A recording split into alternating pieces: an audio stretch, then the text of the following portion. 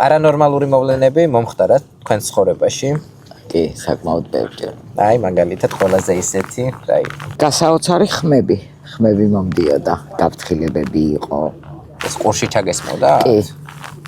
ძილში მეუბნებოდა, ან ერთ და იგივე ხმა მაფრთხილებდა. ემირატებში ვცხოვრობდი, მაშინ როცა შვილიშვილი შემეძინა, რასაკვირველია, ჩამოვედი ბავშვი ვნახე, ყველაფერი კარგად იყო და აი ესეთი რაღაცა ვნახე, რომ რომელიღაცა აცრა არ უნდა გაეკეთებინა.